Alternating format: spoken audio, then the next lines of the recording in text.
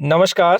राजस्थान सरकार की ओर से वर्ष 2022 में राजस्थान के राज्य कर्मचारियों के लिए ओपीएस यानी कि ओल्ड पेंशन स्कीम को लागू किया गया।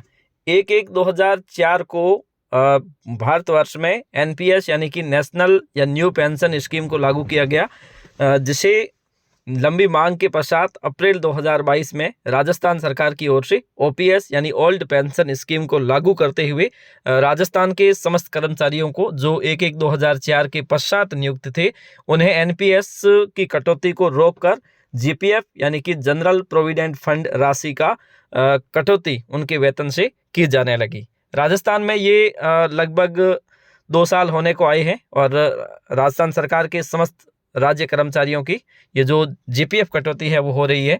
लेकिन जैसे ही राजस्थान में सरकार बदलती है, उसके साथ ही एक मुद्दा जो केंद्र में आने लगता है कि अब ओपीएस का क्या होगा।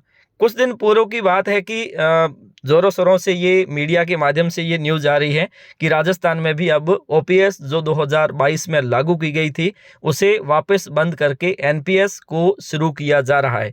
इस संबंध में आज हम बात करेंगे, क्या राजस्थान में वाकई ओपीएस यानी कि ओल्ड पेंशन स्कीम को बंद करके एनपीएस को वापस लागू कर रहे हैं या फिर कौन सा विकल्प लाने की ये तैयारी कर रहे हैं। इसकी संपूर्ण जानकारी एक सामान्य तौर पर हम करने का प्रयास करेंगे। न हम ये कह रहे हैं कि ओपीएस बंद होनी चाहिए या नहीं होनी चाहिए, बल्कि अब जो जिस प्रकार के माहौल बनाए जा रहे हैं मीडिया के माध्यम से, उसके माध्यम से देखें तो आगे की क्या स्थिति हो सकती है, इस पर हम सामान्य चर्चा करने वाले हैं। चलिए शुरू करते हैं। राजस्थान में 2022 से ओपीएस यानी ओल्ड पेंशन स्कीम को लागू किया गया और एनपीएस के स्थान पर जीपीएफ की कटौती भी शुरू हो गई। और अब दरअसल ओपीएस को अगर बंद किया जाता है तो आगे की स्थिति क्या हो सकती है, और बंद होंगी तो फिर बाद में राज्य कर्मचारियों के जो ओपीएस की जो कटौती की गई है जीपीएफ के अंतर्गत, उसका क्या होने वाला। हम एक मीडिया की रिपोर्ट्स को देखते हैं कि उसमें क्या बात कही गई है।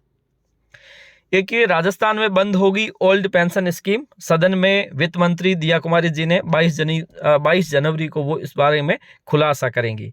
राज्य में नई सरकार बनने के साथ ही नई पेंशन स्कीम को लेकर सवाल उठने लगे हैं। चुनाव में ओल्ड पेंशन स्कीम पर जो कानून बनाने की गारंटी दी थी, लेकिन भाजपा ने हालांकि पत्रकारों के सवाल पर गृह मंत्री अमित शाह ने यह जरूर कहा था कि हम इसके लिए कमेटी का गठन करेंगे। तो हो सकता है ये कमेटी का गठन भी कर ले।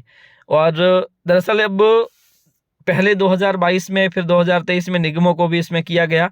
लेकिन असल मुद्दा ये है कि अब राजस्थान में ओपीएस को लेकर क्या होने वाला है।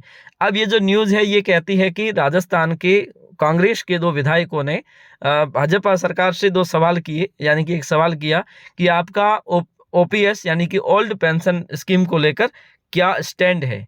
तो इसके जवाब में उन्होंने ये कहा है कि वो 22 तारीख को यानी कि 22 जनवरी को वित्त मंत्री दिया कुमारी इस पर स्थिति स्पष्ट करेगी। कांग्रेस के प्रदेश अध्यक्ष गोविंद सिंह डोटासरा और बावनवास विधायक इंदिरा मीणा ने वित्त विभाग से पूछा कि क्या सरकार पुरानी पेंशन स्कीम बंद कर नई पेंशन स्कीम को लाना चाहती है या पुरानी पेंशन स्कीम को जारी रखना चाहती है। साथ ही उन्होंने राज्य कर्मियों की संख्या बताने की भी मांग की जिन्हें पुरानी पेंशन स्कीम का लाभ मिल रहा है। तो इसको लेकर ये एक प्रकार से मीडिया से आई हुई बात है और इसको लेकर स्थिति स्पष्ट करने का जो काम है वो सरकार की ओर से ही किया जाना है। तो मुझे लगता है कि इस प्रकार से एकदम से ओल्ड पेंशन स्कीम जो राजस्थान सरकार की ओर से लागू की गई है, इसे एकदम से खत्म नहीं किया जा सकता है। फिर भी अगर जो निर्णय होगा वो राज्य सरकार की ओर से दिया जाएगा। राज्य सरकार क्या स्टैंड लेती है वो राज्य सरकार के ऊपर डिपेंड करेगा। और पुरानी पेंशन स्कीम पर भाजपा का जो स्टैंड है वो साफ रहा है। भाजपा नई पेंशन स्कीम के पक्ष में रही है। हिमाचल और कर्नाटक में इस स्कीम को लेकिन फिर भी भाजपा ने इस योजना को अपने स्टैंड बरकरार रखा। इसके बावजूद तीनों राज्यों में भाजपा ने जीत दर्ज की है। तो हम यूं कह सकते हैं कि लगभग आरबीआई की रिपोर्ट में भी कुछ आगाह किया गया है कि नई पेंशन स्कीम को ही बरकरार रखा जाए। तो इस प्रकार से राज्य सरकार का निर्णय है वो अंतिम ही होगा। तो ये न्यूज़ मीडिया के माध्यम से आई है कि कहीं ना कहीं कुछ तो इसके अंदर चल रहा है, तभी इस प्रकार की न्यूज़ चलती है।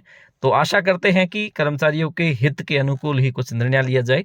आज के लिए इतना ही। धन्यवाद।